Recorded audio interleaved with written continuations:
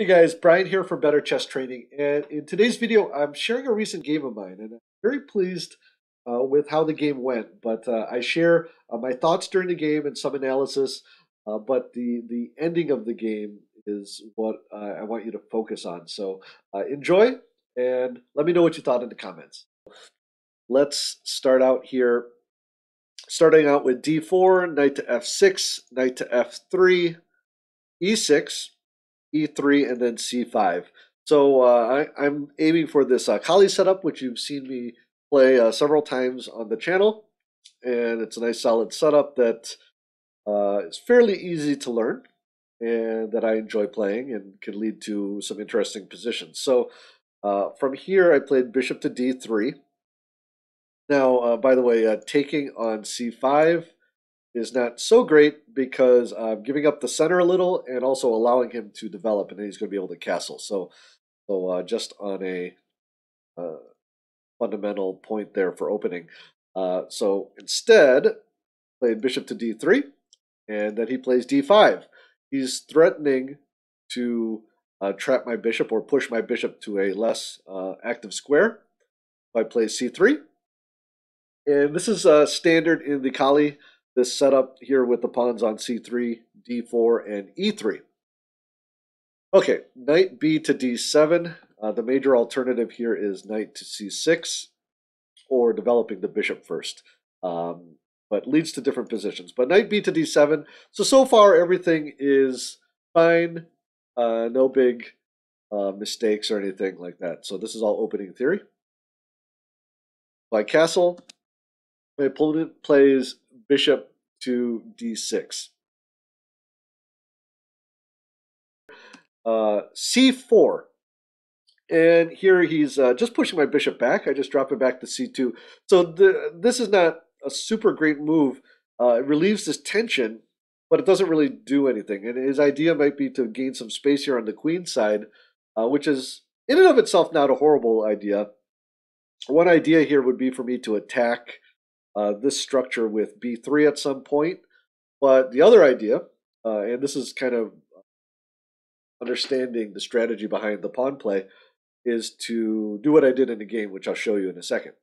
So he plays b5, and then I can go ahead and play right away e4.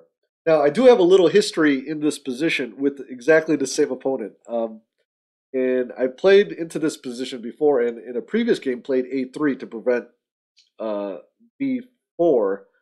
And then he played his bishop to b7, and what that does is totally negates or it forces me to prepare this e4 push a little more, and he was able to equalize pretty easily, and eventually won in the end game because I blundered. But the idea, though, I kind of throwing these little tips in while I show you this game, is that you want to make sure you're analyzing your games because you're going to learn from them. And I realized I didn't really need to play a3 right away, and that the b4 push by black was not very dangerous. In fact, it was more important for me to get e4 in before he gets his bishop to b7.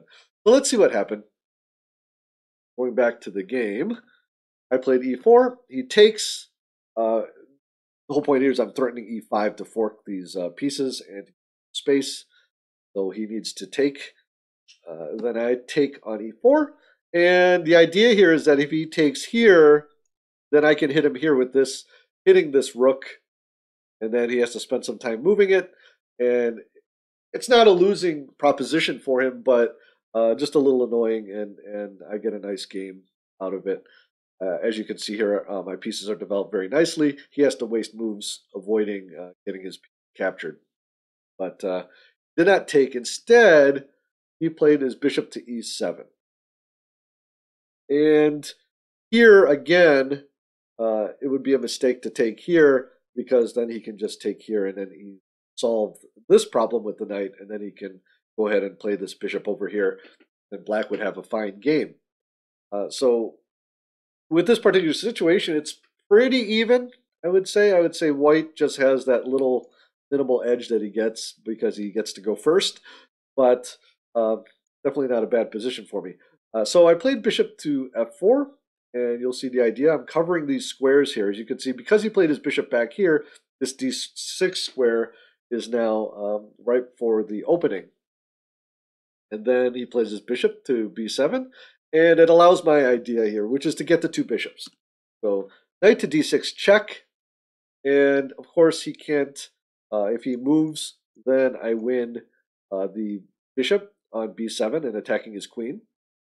And for example, if he were to attack it, then I could just retreat like so, or even here with knight to d6 and just bring my knight back. So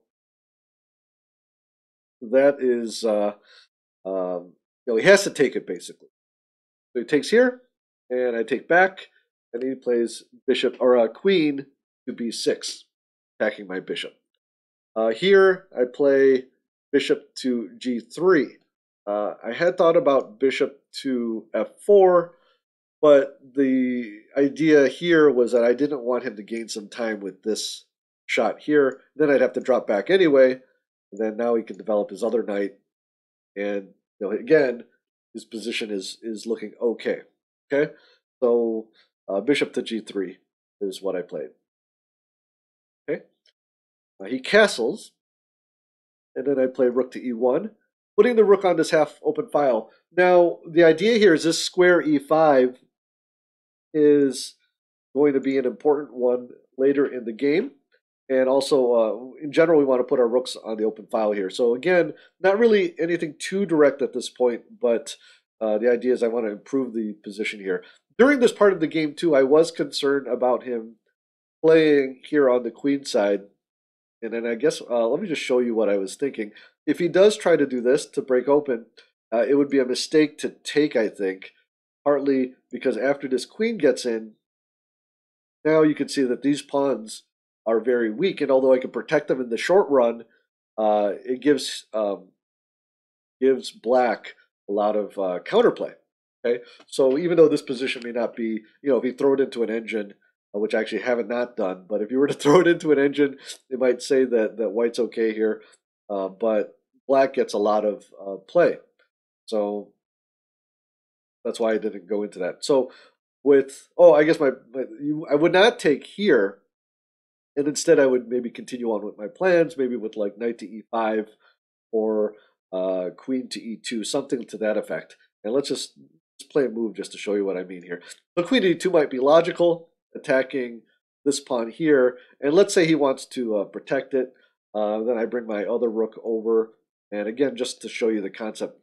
And then I just let him take, okay, because now my position here is fairly good. Actually, what I probably would do is not play my rook to e1, but maybe leave it where it is, or even put it on b1, anticipating this, and then now taking on c3, you can see would open him up to a discovered attack. Okay, let's go back. So the idea behind this variation is just to show you that the core idea is not dangerous. And so in your games, if you can make that reasoning that a threat isn't really dangerous, you can move on with other plans instead of trying to prevent it. It's something in my game that I've been trying to improve over the last year or so, I guess, is that to understand which threats are really important threats to defend against and which threats I can ignore and move on with my plan. So just wanted to share that with you. Okay, back to the game. So my opponent reinforces this pawn, and so now I'm thinking he is going to go forward with this queenside action. But again, I don't think I really need to worry about it because I am just planning on letting him push b4 and then take on c3 if he wants to. But in any case, I keep moving on with my plans, which is to play on the king side. Okay, so you see my bishop is kind of pushing towards here, and my knight can come to e5, can maybe go to g5 at some point. So kind of keeping my options open. Okay, he's moving forward with the queenside plan of a5. And here I play knight to e5. And so the idea here is to kind of open up this area here. My actual idea was originally that if he takes here, then I would take back here. And then after he drops back, I can attack on the king side. And what I analyzed was he could play something like g6. I could get my queen in here to h6 and maybe bring my rook up via e3 and attack here. But I thought that might take a long time, and then in the meantime, he could be pushing here on the queen side. So I thought that was a little dangerous.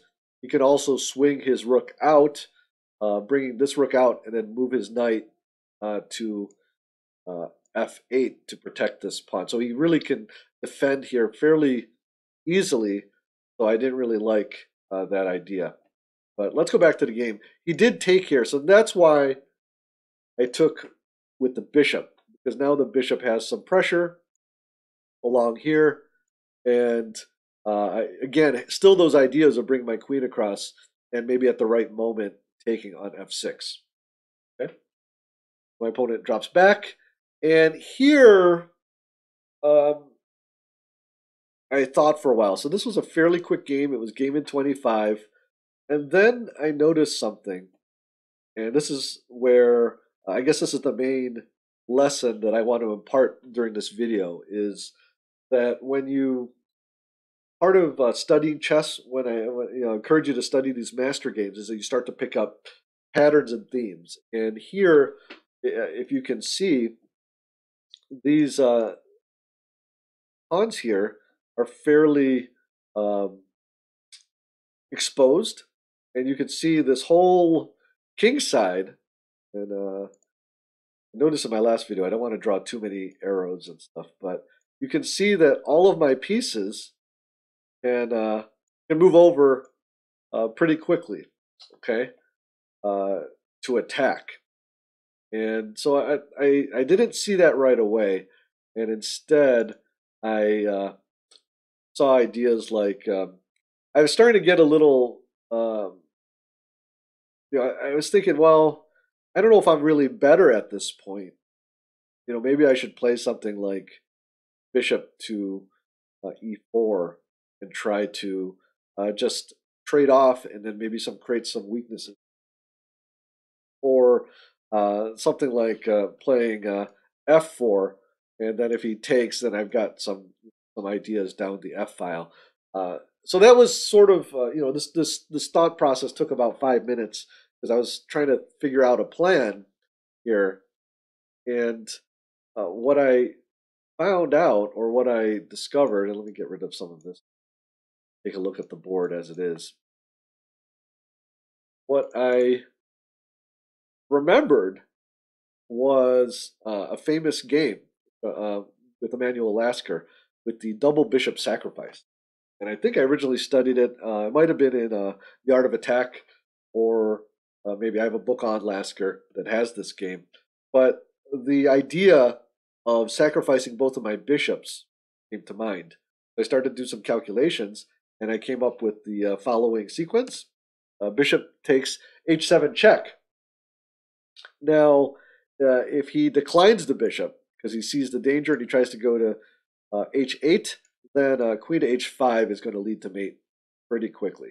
Okay, so he takes the bishop, and he's probably thinking here that after king to h5 check, and he goes back to g8, which is actually what happened in the game, that I would maybe play something like this, and then he would have time to push me away, maybe. Well, maybe not like that, but play something like f5 so that he can escape. Okay, but that's where I had seen this, that sacrificing this bishop totally opens him up. Okay, and at this point, I think it's a forced mate. I did some analysis afterwards, and he can try to give back some material because I've sacrificed a bishop with f5, for example. And then if I take, then he's starting to get himself free a little bit. Okay, from here, he could take back. Now at this point, I am winning if he takes back here, but I'm not going to checkmate him right away, and there's still more of the game to be played. Okay, but he took. Okay, and following up here, if you want, try to guess the moves. Go ahead and pause it. But the idea now is to mobilize what is left of my pieces. Remember, I've just sacrificed both of my bishops, so you can see now he's 2 minor pieces ahead, maybe for pawn. And so if I can't checkmate him, I'm going to be in a lot of trouble. So first thing I do, excuse me, is I hit him with this check. And the reason for that is to force him onto the H file, to isolate him. Okay. If I do my next move first, which is to bring my rook in, well then he starts to get some room here. Okay, so you can see here, for example, if I check him here, now he can start to escape here. For example, if I hit him with this check here, then he definitely is just getting away. Okay, he's going to scoot out of the situation. Yeah. And then I'm just down a ton of material. Now let's say I try to cut him off. Let's say I try to cut him off with something like Queen H7, and then he can just play something like well, he has to be careful because what I'm threatening here is Queen to G7 mate. So he can just cover that with this, and even if I win a rook here, okay, then I think, let me see here. I think he's okay. Can he just get his king out this way? He might just be able to get his king out this way, and I am up material. I'm probably winning here, or he might try to put in some type of queen trade here, which will diminish my attacking force. So he might be able to survive here, but that's if I didn't make that check. So I'm going a little off the. That's what if I would have tried to bring my rook in right away. So this check here, Queen to G5 check, secures it, and actually a forced mate in all variations at this point. He plays King to King to H7, and then I bring my rook in, and then here he tries to sacrifice, and the idea here is that if I take it, then he can bring his queen over here to defend. Again, he's going to be down a lot of material, but at least he can defend. So when I was looking at this during the game, I thought I need to finish this right now, and so found the 4 sequence: Queen to H5 check, King to G7. Of course, if he goes to G8, then Rook to G3 check is checkmate. And here it's mate in 2, which I saw, and that is mate, and that is how. Well, he actually resigned after I played Rook to G3 check, but that's how it would have went. Now, in post analysis, at this point, after Bishop takes G2, there is a quicker mate, which I'll just show you, which is Rook to G3, threatening, of course, Queen to H4 check or Queen to G7 check.